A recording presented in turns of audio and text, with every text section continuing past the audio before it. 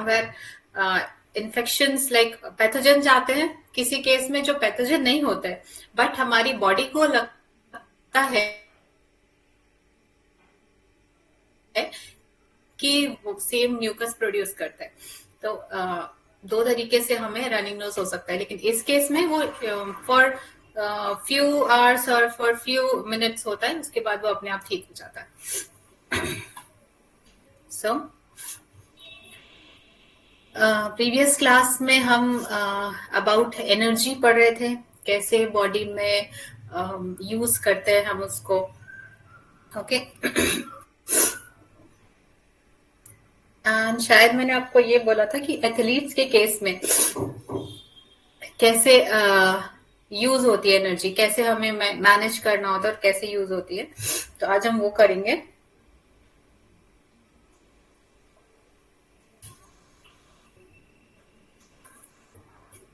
So few things are left in energy that I want to share. That is जो sugar है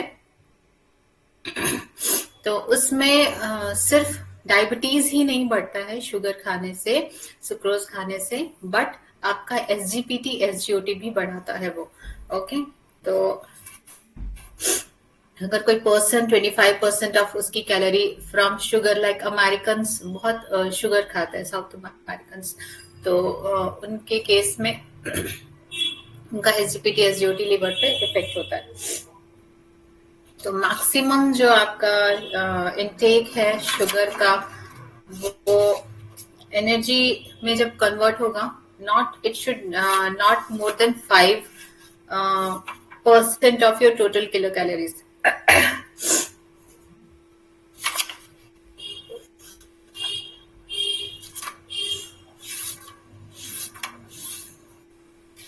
So you can skip sugar intake, sucrose intake, because हर चीज में हमें ultimately हम convert कर लेते हैं, तो सिंपल शुगर के फॉर्म में you can stop taking sucrose.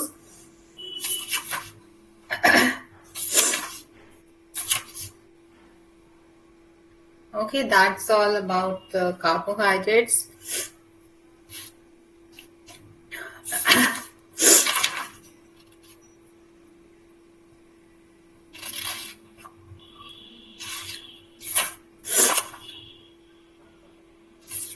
One thing I want to share,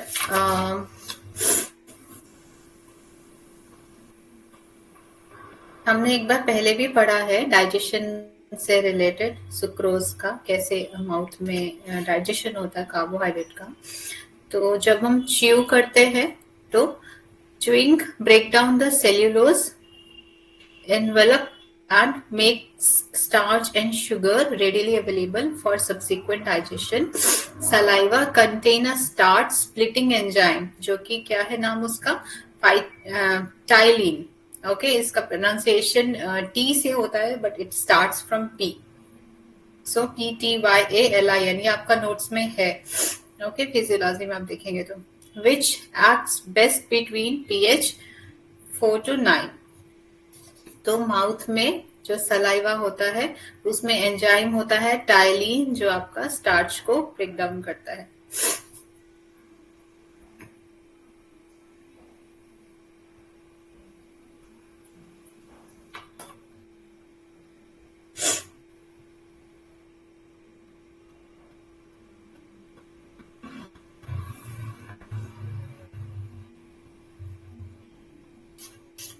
And everything we have covered about carbohydrate, hypoglycemia and hyperglycemia.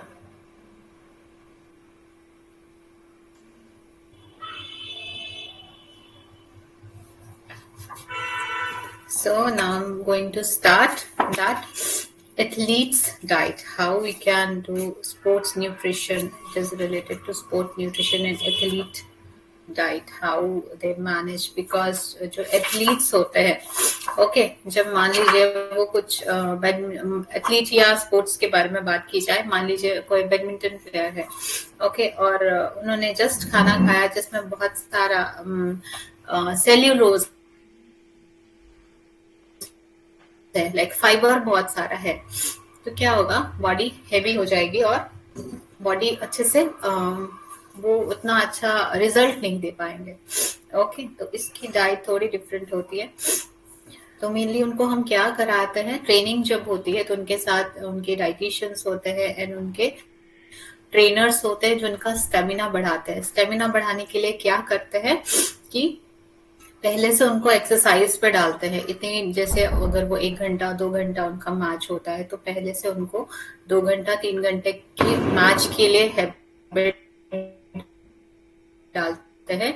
उस ड्यूरेशन में क्या होता है कि जैसे अगर हैबिट नहीं है और मैं कल 1 घंटा कंटिन्यूअस बैडमिंटन खेलना स्टार्ट कर दूं तो क्या होगा, मैं थक जाऊंगी।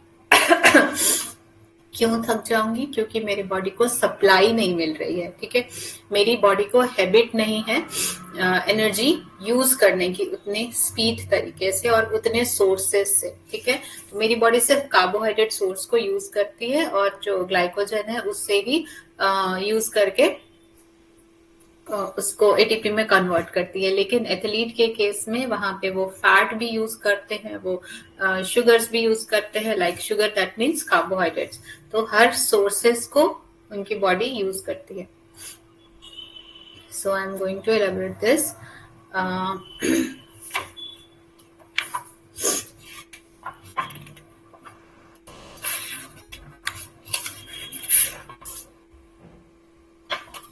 ये एक फॉरेन एडिशन की बुक है, एंशिया clinical nutrition and dietetics. This is very concise book.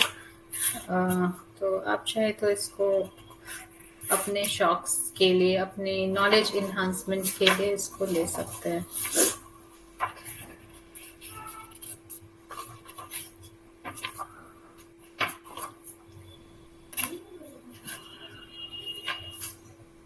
And one thing I want to tell you about, जो बहुत बेसिक है, जो पता होना चाहिए, it is apart from this sports nutrition, like types of diet होती हैं जिनके नाम होते हैं। ओके, वो मैं आपको बताना चाहूंगी। अगर कोई पेशेंट ऑपरेशन हुआ तो फर्स्ट मील वो पहले तो एनपीएम होता है। NPM is what? That is nil per mouth. Sometimes शायद आपने किसी अपने फैमिली मेंबर को कभी देखा होगा या फिर डिलीवरी के टाइम में किसी को तो देखा होगा। एनपीएम रहता है ऑपरेशन के 24 आवर पहले या 12 आवर पहले, अकॉर्डिंग टू ऑपरेशन वो डिसाइड होता है कि किस चीज का ऑपरेशन है, उसके हिसाब से डिसाइड होता है। 12 आवर पहले या 24 आवर पहले उनको एनपीएम में रखा जाता है। That means nil per mouth. नील मतलब नो। ठीक है, माउथ से कुछ भी नहीं जाएगा। जो भी सोर्स से सप्लाई हो रहा है एनर्जी, बॉडी को तो एनर्जी चाहिए क्योंकि पेशेंट अवेक है। ओके, तो इस उस केस में पेशेंट को ग्लूकोज के थ्रू एनर्जी दे रहे हैं। ओके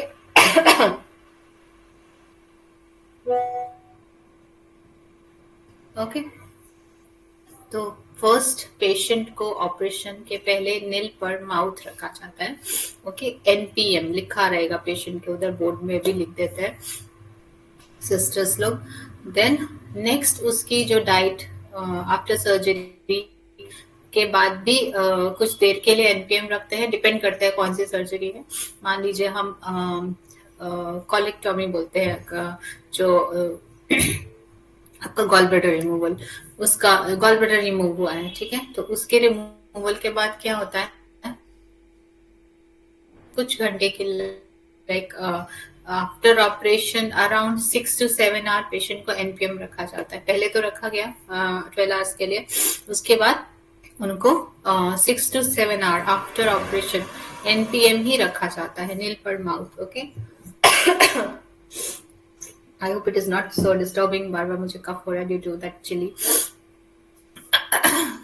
तो उसके बाद लिक्विड में डाला जाता है। First NPM, then second is liquid.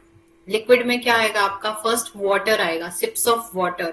First होता है मील उनका सिप्स ऑफ वाटर, स्पून से पानी दिया जाता है। ओके, सिप्स ऑफ वाटर के बाद स्टार्ट होता है आपका लिक्विड डाइट। ठीक है, first is sips of water, उसके बाद आती है लिक्विड डाइट। लिक्विड डाइट में होता है rice water, dal water generally कम ही होता है, मेनली राइस वाटर ही चलाते हैं। Okay, rice, then fruit juice दे सकते हैं। मोस्टली सबसे सेफ है राइस वाटर, उस पर ही रखा जाता है। And soups, clear soup, just vegetable को बॉईल करके उसका पानी सिर्फ होता है, उसमें कोई ग्राइंड नहीं होता है, जस्ट उसका पानी,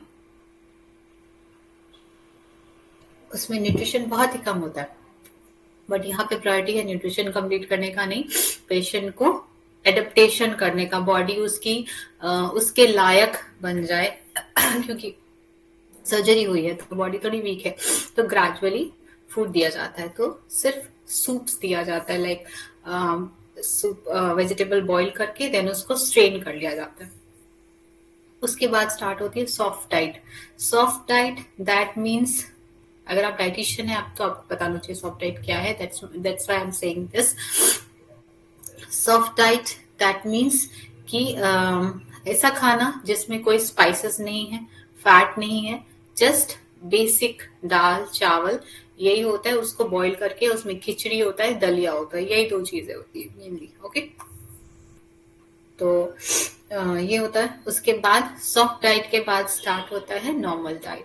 तो नॉर्मल डाइट इज बेसिकली जो हम खाते हैं घर में, दैट इज नॉर्मल डाइट, जिसमें बहुत ज्यादा स्पाइस नहीं होता है, like, but spice are allowed and fats are allowed in that.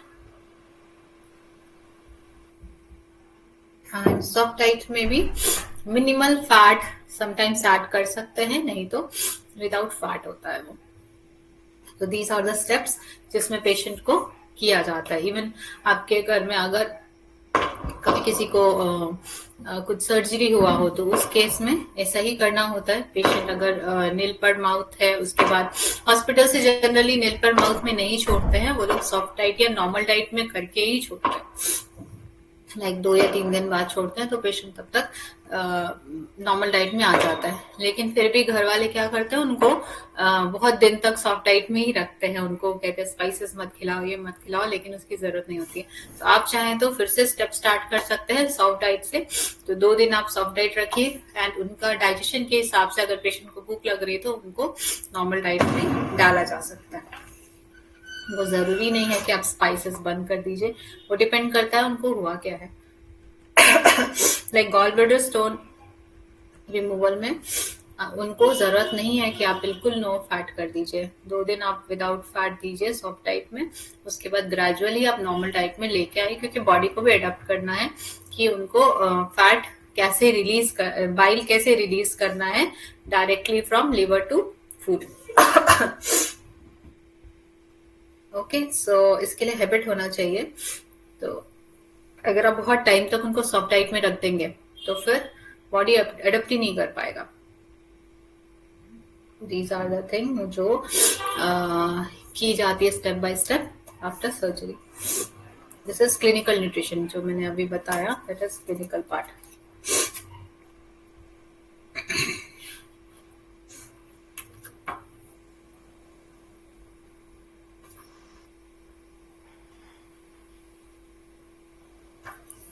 Now I'm coming to diet for athlete. Okay, so sports performance has become very competitive. Through good nutrition is essential for optimum physical performance. It has not been well studied. The usual diet chosen for athlete has, इसको हम short में ही करेंगे। अगर आपको कोई topic चाहिए regarding कोई knowledge तो यू टेल दैट एंड देखते हैं आज ही, नहीं तो नेक्स्ट डे करेंगे। It has not been well studied. The usual diet chosen for athlete has no scientific basis, but owes much of the confidence the athlete feels in the trainer or nutritionist. Okay, scientific calories should be provided. Fluid and electrolyte replacement should be adequate. Why it is talking about electrolyte? Because sweating बहुत हो रही है वहां पे, बहुत perspiration हो रहा है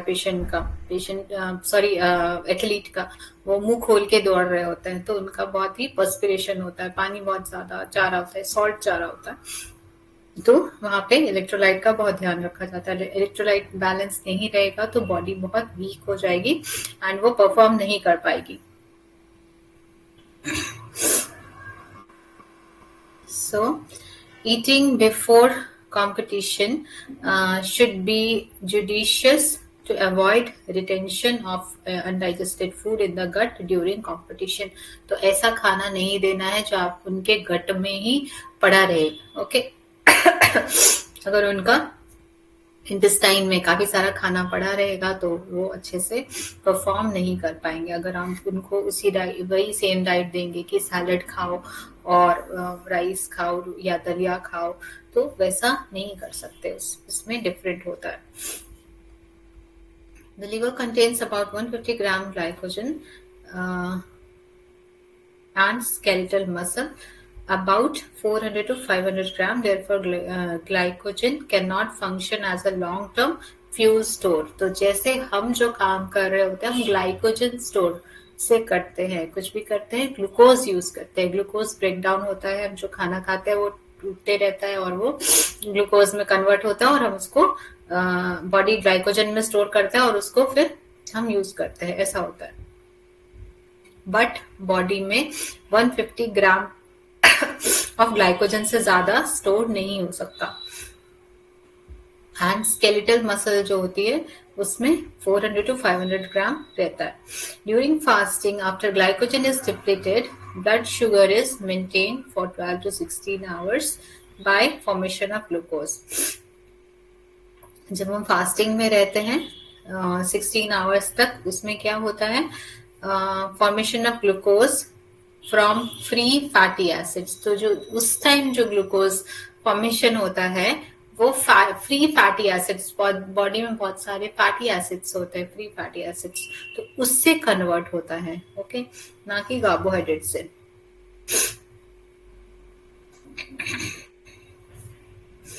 Within 2 to 3 days of starvation, the muscle and brain adapt by using ketosis as fuel. तो उस केस में बॉडी कीटोसिस करना स्टार्ट हो जाता है. फास्टिंग में रहने से फैट को यूज करने लगता है. At rest, a healthy person derives 85 to 90% energy from free fatty acids, about 10% from glucose and 1 to 2% from amino acids. तो अमीनो एसिड्स भी एनर्जी प्रोवाइड करता है. During strenuous exercise, glucose utilization may be increased 30 to 45 fold above the resting state. Okay, both liver and muscle glycogen store are soon depleted, and the principle of store of the energy then is FFA, that means free fatty acids released from fat depot. जो भी fat का deposit है उससे energy use करते हैं. जो keto diet होती है उसमें भी यही मेथड यूज होता है. With training FFA to increasingly utilize to supply energy. Mobilizing of lipid as a source of energy is not rapid enough. The exercise may then proceed at a rate permitted by fatty acids oxidation. तो अभी इसमें diet mainly क्या होता है. Carbohydrate is major fuel of short exercise. थोड़ा काम अगर करे तब तो कार्बोहाइड्रेट ही यूज होगा. Okay, and it is utilized both aerobically and anaerobically. मैंने पहले भी बताया है aerobic and anaerobic. जब ऑक्सीजन सप्लाई नहीं होता है तब बॉडी anaerobically उसको कार्बोहाइड्रेट को तोड़ती है.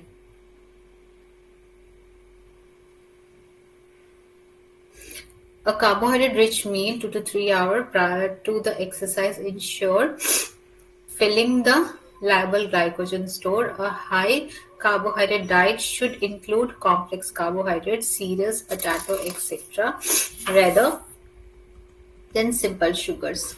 Recent consumption of carbohydrate-rich meal lowers plasma FFA levels and forces muscle to burn carbohydrate. If muscle glycogen is exhausted, with exercise, a protein fat diet, the glycogen content of the muscle is reduced. This rise within 24 hours and 4.7 on a high carbohydrate diet.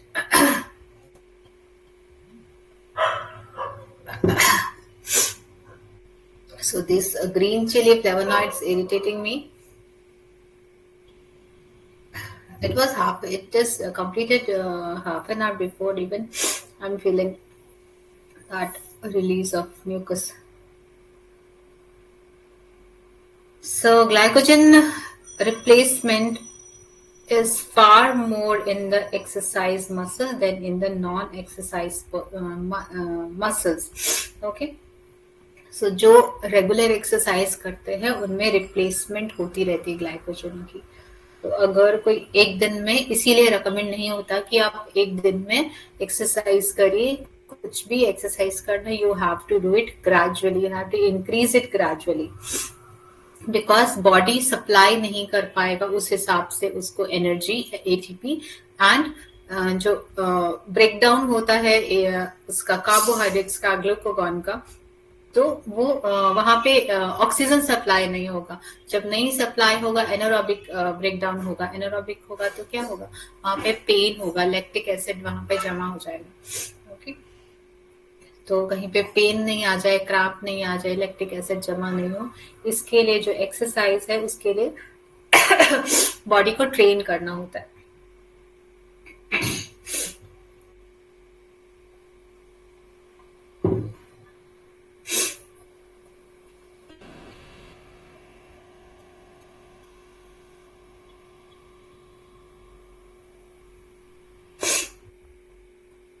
So optimize glycogen store in the body by first exercising skeletal muscle. Skeletal muscle exercise करेंगे तो क्या होगा, body में store हो जाएगा आगे use करने के लिए. Okay. Replace the carbohydrate utilized during exercise and decrease the rate of carbohydrate utilized during exercise by increasing the use of fat or for energy. तो फैट भी हमें यूज करना है डाइट में. The large fat store in the body can supply energy for several days. Factors that limit the use of fat are the rate of metabolizing of fat and the efficiency of oxidation, which with sufficient oxygen supply, muscle utilize up to 66% fat for energy. तो muscle जो है बहुत lean and thin नहीं होते. आप देखेंगे sports person, उनके muscle भी होते हैं, तो मसल में स्टोर होता है उनके पास ग्लूकोजन एंड फैट भी होता है. But with heavy muscular exercise involving anaerobic process. Okay, so they have to eat fat also. And for protein part, protein should be maintain optimum requirement, because यहाँ पे wear and tear बहुत होता है sports person का, sales बहुत टूटते हैं, बहुत चोट लगती है, तो इसको रिपेयर करने के लिए उनको हाई प्रोटीन डाइट पे रखा जाता है. So the great deal of emphasis is put on high protein intake. Athlete engage in strength and power events traditionally take a high protein diet. An athlete taking normal combination of food and consuming 4,000 to 5,000 kilocalorie naturally ingest twice the amount of protein consumed by the sedentary man. So though protein should be supplied adequately, it is 1 to 1.2 gram per kg of body weight. Okay, if person is 60 kg, so it should minimum amount is 60 grams, or it is multiplied by 6. It is his weight should be multiplied by 1.2. Okay.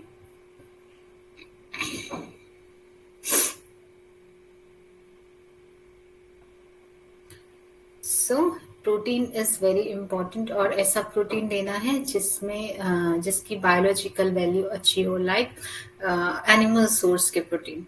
Okay.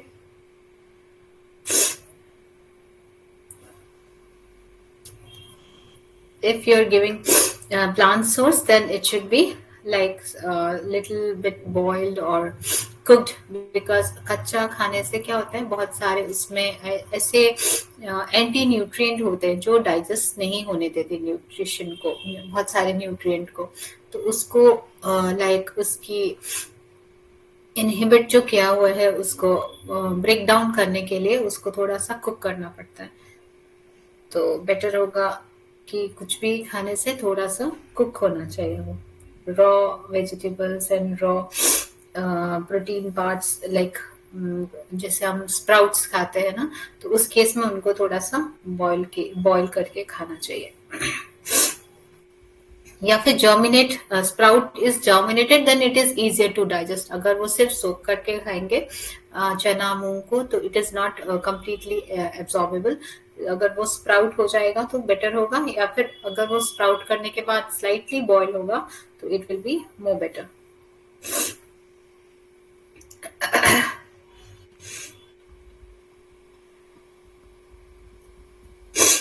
Then this is the protein part that is mentioned. It is mentioned there that 1 to 1.2 gram per kg of body weight. So then fluid and salts का कैसे ध्यान रखेंगे? The most dramatical failure of marathon running have been caused by dehydration. Okay, even in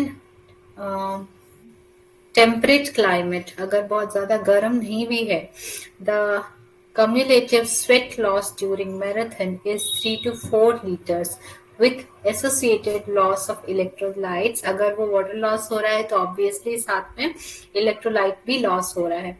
The loss of fluid and electrolyte is much more in hot and humid climate during a long run. The water reserve are liberated from glycogen metabolism. जब भी glycogen टूटता है तो क्या होता है? Water break down, water उसका by product होता है, राइट? हमने पढ़ा है कि क्या क्या टूटता है, तो जब एटीपी बनता है तो क्या क्या बनता है? एटीपी बनता है, उसमें वाटर भी निकलता है एंड कार्बन डाइऑक्साइड निकलता है। तो जितना ज्यादा दौड़ेगा उतना ज्यादा एनर्जी यूज करेगा, एनर्जी यूज कर रहा है दैट मीन्स वाटर भी ज्यादा रिलीज होगा। Water balance of long distance runner in improved by drinking about half liter of fluid 30 to 15 to 30 minutes before a race. तो दौड़ने के पहले हाफ लीटर उनको लेना चाहिए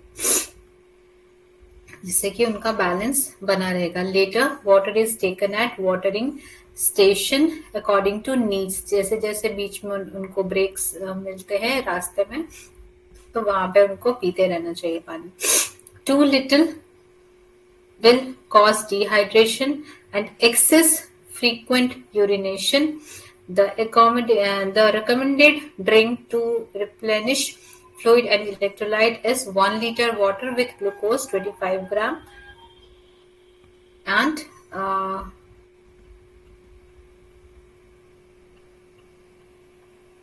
1 gram sodium and 5 gram potassium.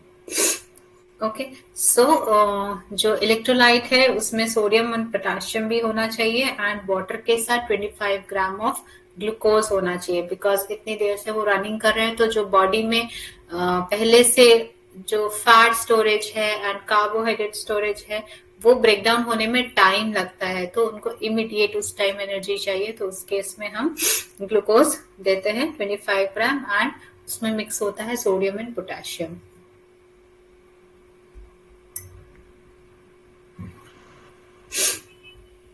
For maintaining electrolytes.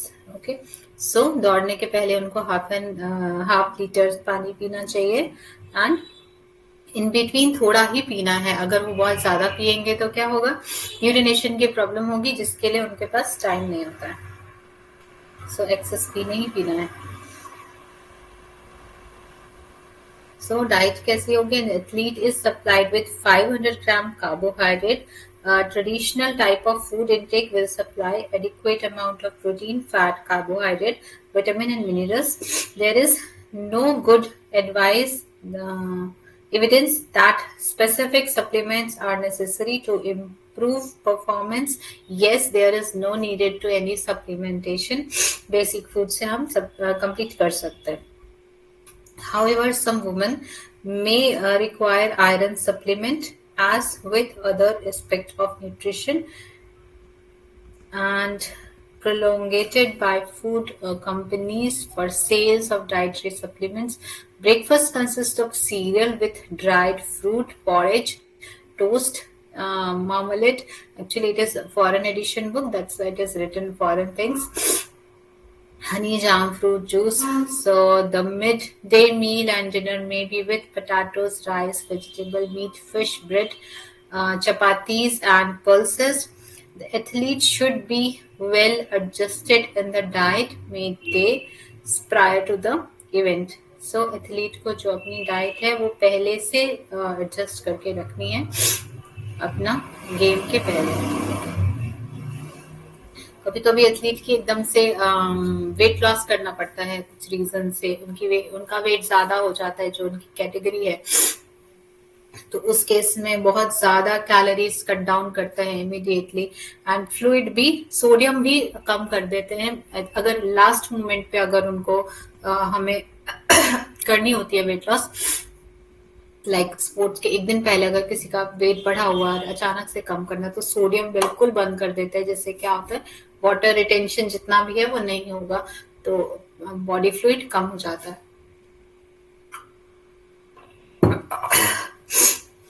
Gita Phogat का शायद आपने सुना होगा कि उन्होंने एक रात पहले I think 3 kgs weight loss किया था.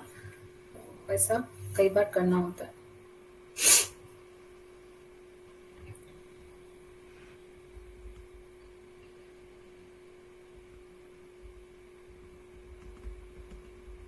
सो इट इज थिंग जो इसमें मेनली हमें प्रोटीन का ध्यान रखना है एंड बॉडी वेट मेंटेन करके रखना होता है.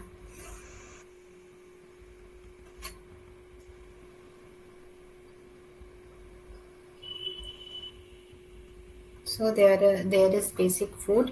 जस्ट खाने के थोड़ा देर पहले आपको हेवी मील नहीं खाना है जिसमें कि बहुत सारा फाइबर हो क्योंकि उसको डाइजेस्ट होने में बहुत ज्यादा टाइम लगता है तो उसके काफी पहले सिर्फ उनको glucose and water and electrolytes पे ही रख दिया जाता है. एंड इन बिटवीन अगर उनको कुछ खाना ही है तो बनाना आई रिकमेंड बनाना. जैसे कुछ पेशेंट्स हैं मेरे जो डिस्ट्रिक्ट खेलते हैं बैडमिंटन में तो इन बिटवीन मैच में अगर उनको कुछ खाना है तो उनको ज्यादा ग्लूकोज भी नहीं बोलते बिकॉज यूरिन की प्रॉब्लम होगी बार बार जाने के लिए तो समटाइम्स पाउडर के फॉर्म में खा सकते हैं नहीं तो banana is a good thing like 2 bites of banana in between that matches they can have. So these are all about the athletes and sports nutrition and sports में mainly उनका जो सोडियम पोटाशियम है उस पर बहुत ध्यान देना होता है.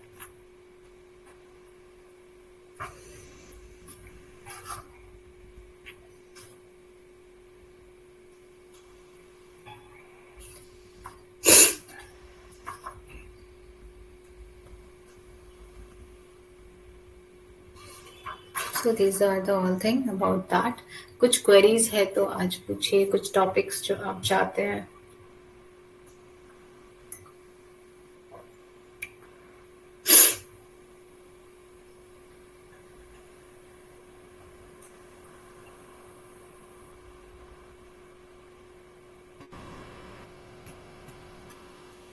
Any special diet regarding any disease, any special kind of diet which have you listen about?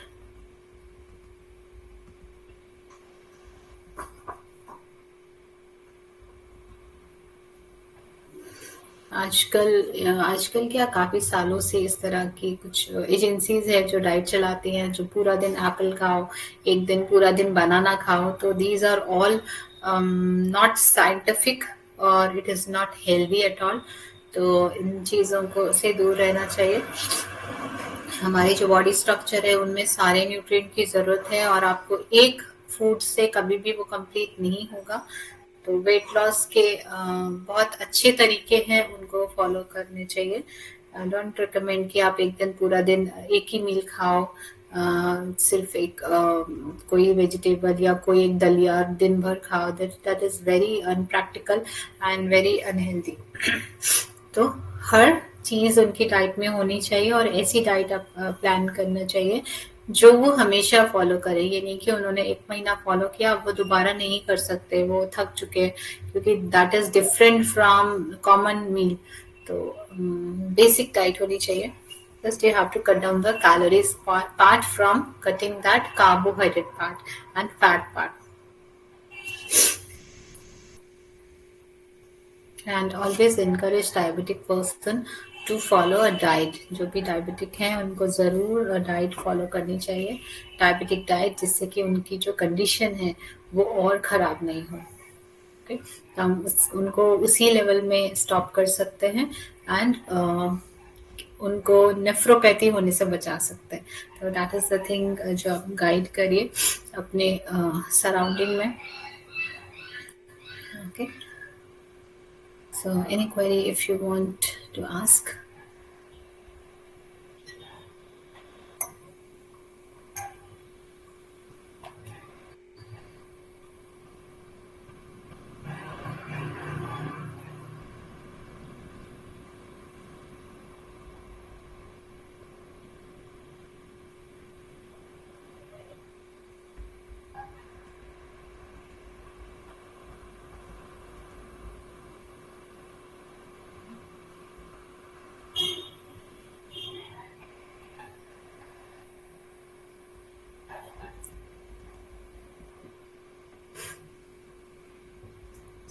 अभी जैसे वेदर चेंज हो रहा है, तो कोल्ड कफ के केस में अगर आई रिकमेंड कुछ कोई चीज, तो that is just tulsi and water को बॉईल करके ले सकते हैं, या फिर लेमन ग्रास एंड वाटर को बॉईल करके ले सकते हैं।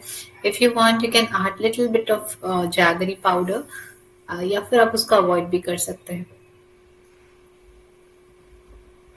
अगर नेक में ड्राइनेस है then you can add jaggery, अगर ड्राइनेस नहीं है तो आप just tulsi and water, don't add so many spices in that, जिससे कि और इरिटेट हो। एंड बहुत ज्यादा लेने से क्या होगा, स्टमक इरिटेट होगा और खाने की इच्छा नहीं होगी, तो फिर वो होने से फिर इम्यूनिटी फिर और वीक होगी। तो बेटर है just tulsi and water, boil it and take it. And जो वाटर है उसको बहुत ज्यादा गर्म भी मत लीजिए, नहीं तो वो हार्म करेगा आपके सेल्स को। जस्ट ल्यूक वार्म और little bit warmer than Luke, तो वो आप ले सकते हैं।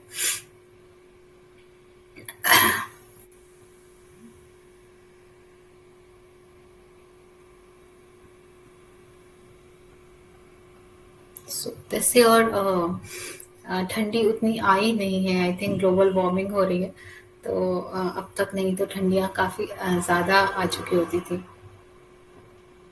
मैम जैसे कफ में ना तो भुने हुए चने भी खा सकते हैं, हमने देखा है, भुने हुए चने जो हैं गुड़ के साथ ही काफी अच्छे रहते हैं हम्म जब कफ होता है बॉडी के अंदर तो। हम्म। वो कैसे फायदा पहुंचा रहे हैं, आप बता पाएंगे थोड़ा, क्यों फायदा? मैम हम अक्सर ही ऐसा करते हैं, जैसे थोड़ा सा कफ वगैरह होता है, जुकाम वगैरह हो जाता है, थोड़े हाँ, से भुने हुए चने। आप थोड़ा सोचिए कुछ साइंटिफिक रीजन इनके पीछे। साइंटिफिक। इसमें बहुत अच्छा प्रोटीन्स है, और जो गुड़ है वो म्यूकस बहुत अच्छा रिलीज करता है। तो जो चने हैं, एक तो प्रोटीन है, वो रिपेयर करेगा सेल्स को, एंड उसकी जो तासीर जो बोलते हैं, जो क्वालिटी, वो वार्म होती है। एंड जो गुड़ है उसके साथ में गुड़ म्यूकस रिलीज करता है, हेल्दी बैक्टीरिया। तो गले को जो इरिटेट कर रहे हैं बैक्टीरिया, उसको म्यूकस सिक्रीट करके वो नेचुरली किल करता है उस बैक्टीरिया को। तो इस तरह से गुड़ बहुत हेल्प आप फिर करता है। गुनगुना पानी पीते रहो तो मैम जुकाम 2-3 दिन में आराम से हो जाता है।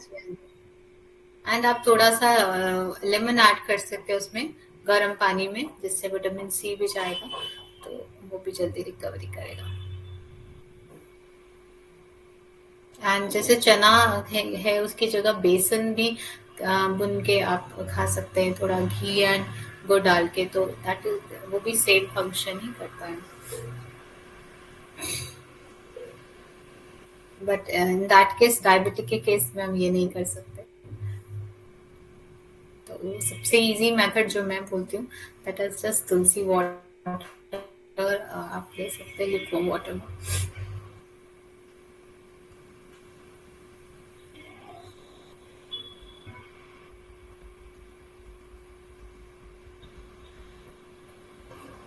So by ending the class मेरी रनिंग नोज स्पीड ठीक हो गई. So शुरू में just that started. So I'm going to end the class. I hope it was a nice session. Information मिली होगी आपको. Then कुछ query है तो पूछिए, नहीं तो मैं class end करती हूँ. Okay. So I'm going to end the class. Good evening, everyone. Good night, everyone. Jai Shri Krishna. जय श्री कृष्ण मैम.